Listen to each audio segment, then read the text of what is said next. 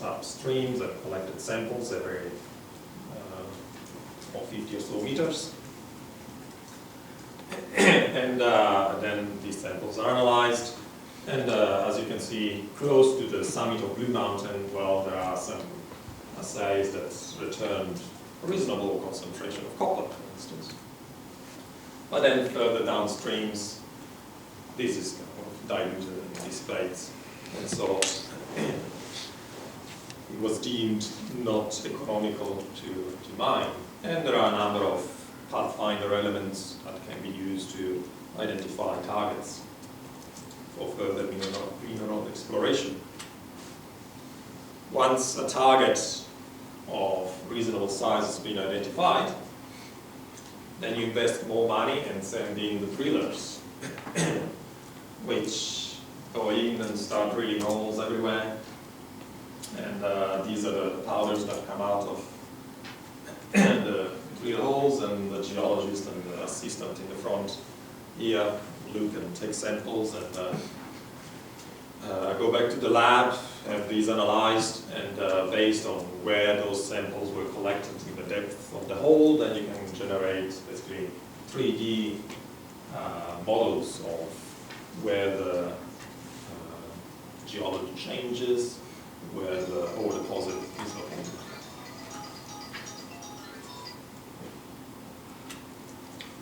And then come the engineers once the ore deposit body, ore body has been identified.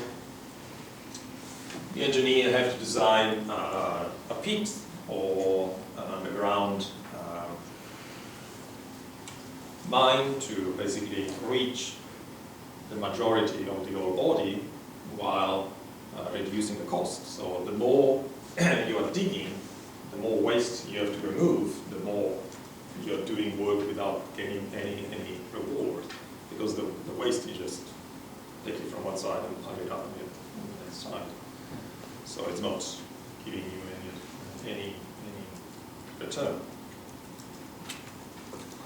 And then if all goes well, you can start mining. And these are some examples from iron ore mines in the Pilbara, in Western Australia. You should be familiar with the open pit at Waihi. And at the bottom here is an underground portal to a mine at Golden Grove, where they mine copper, lead, and zinc. And to wake you up, we have a bit of fun now. Always cooking.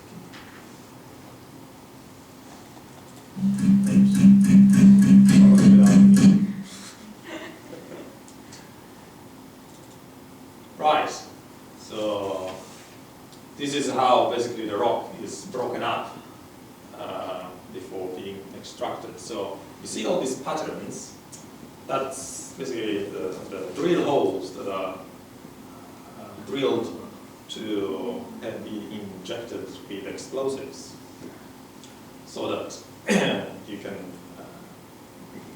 go and extract the mineral or the ore.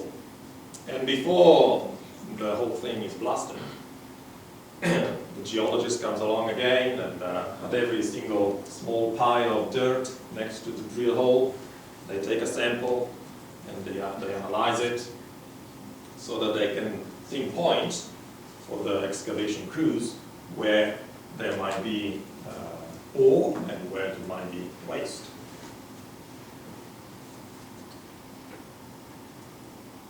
So that the excavation crews, the dump trucks and people can come along, and part of things will be carried to a dump, and the remainder will be taken to the processing plant. So it can be quite boring, but it's nonetheless important, our process. And some bad examples, because the idea of the blasting process is that you leave most of the rock in the same position. So you start to blast into the sky. Well, it's not very efficient.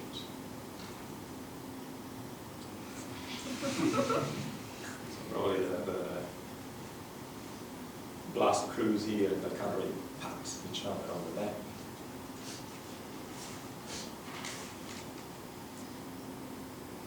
And these are all, I believe, iron ore from Western Australia. Oh, it's enough.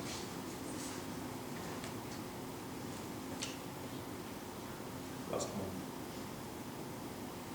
Total disaster. Thanks to bench.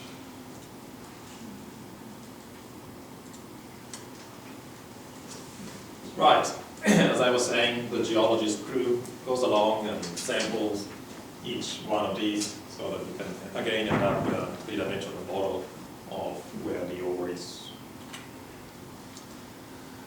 Then comes the extraction crew with the trucks and everything, and they take what is worth keeping to the processing plant, where rocks are crushed and milled to smaller grain sizes and then mixed with a variety of chemicals to extract the metal from the sulfide or the oxide, whatever the ore mineral was.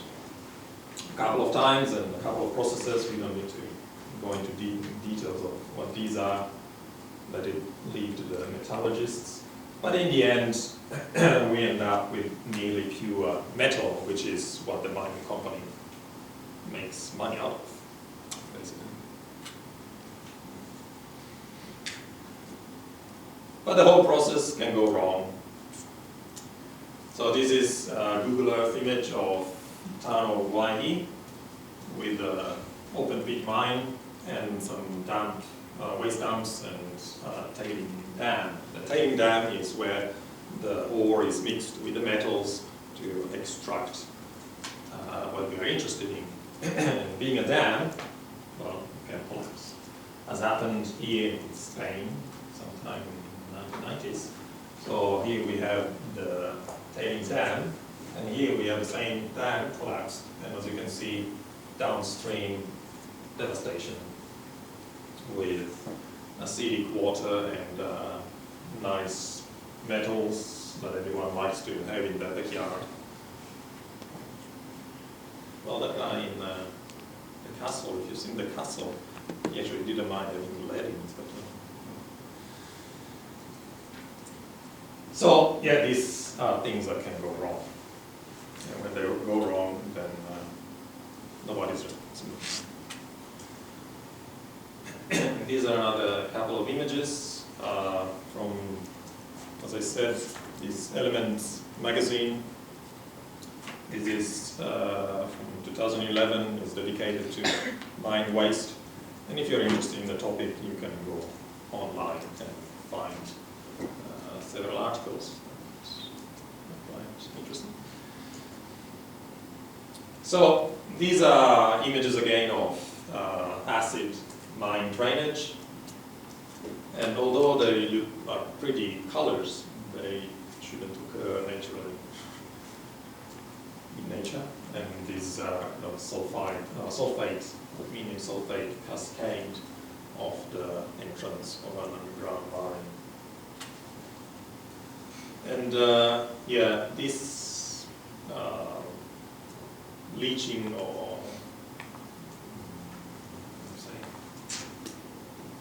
release of toxic chemicals often occurs from old and abandoned mine workings, where we have basically sulfides that are reduced for sulfur, but oxidized over time to produce sulfuric acid, which then leaches nasty metals and mobilizes them, and they go into the groundwater, and then we drink that.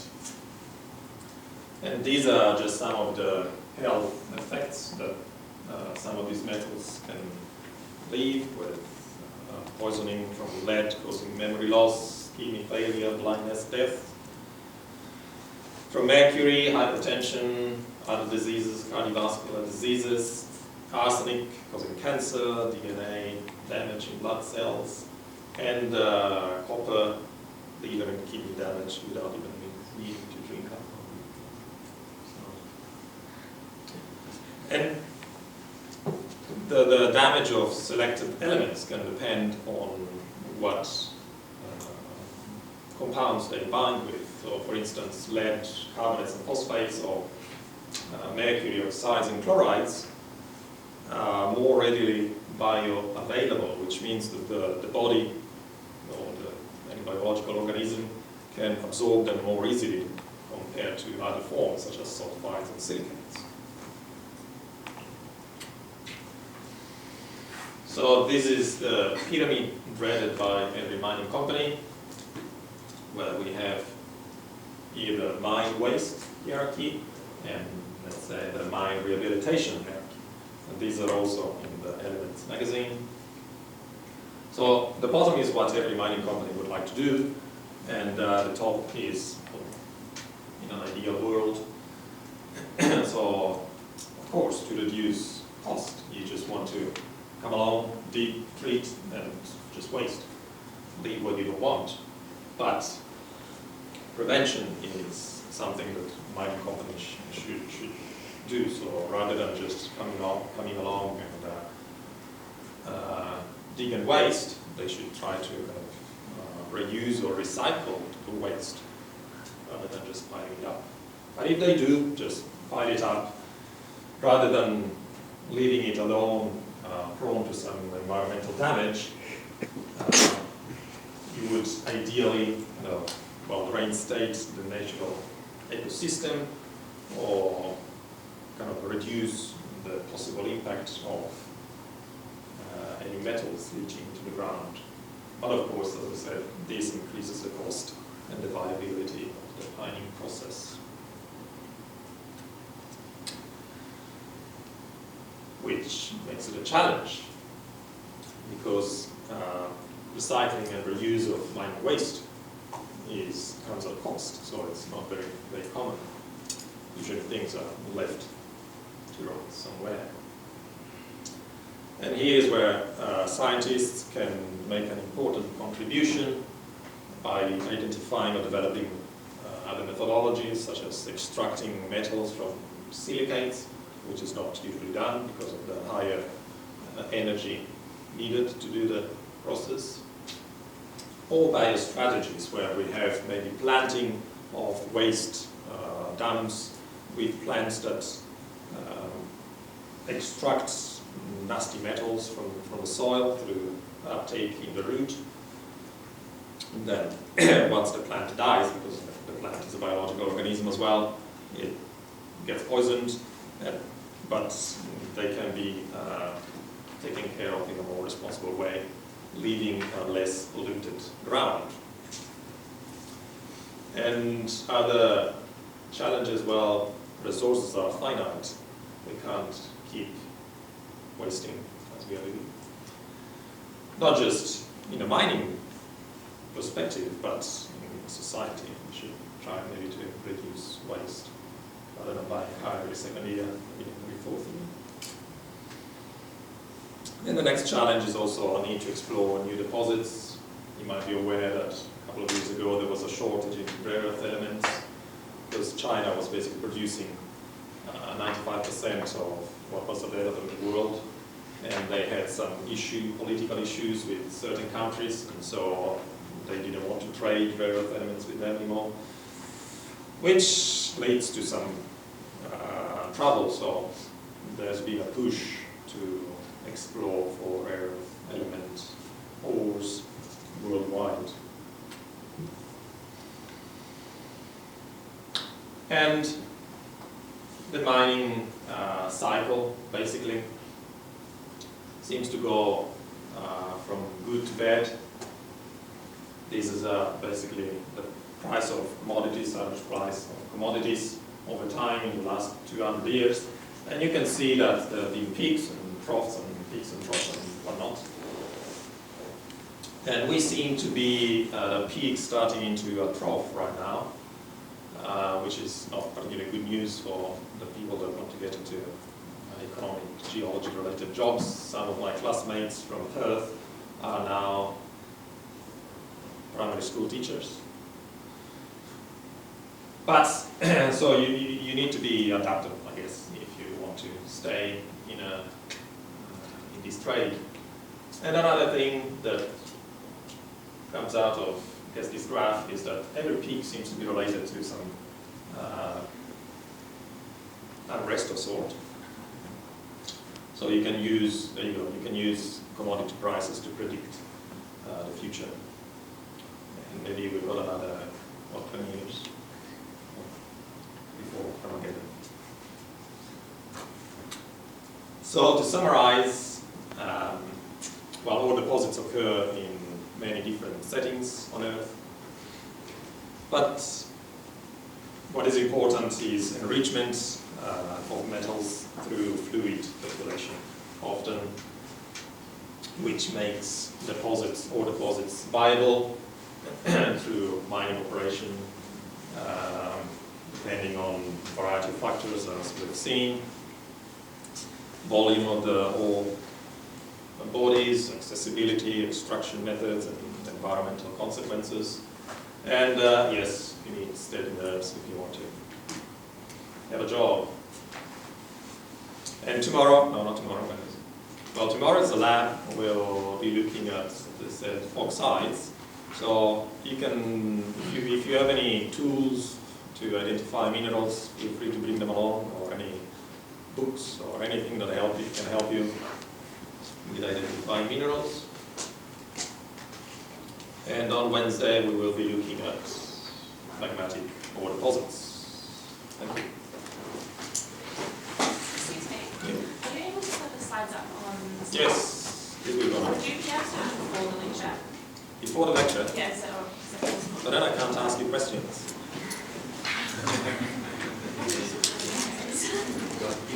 Well, I will see. Sorry, the lab work over time would be super. No, the lab is with 2.5 and science with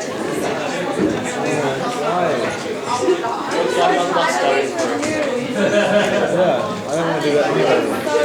I don't have a life, so that doesn't know what that means. It is so many science. Just let us do 5 days before our exam. All good. Like, this is 3 or 6. 5 days before exam. What a joke. So, like, 5 days since I'll start at 6 days before. 2,000 words. I will do 1,000. Half as long as I pass the practical. Yeah. We're looking at the very section.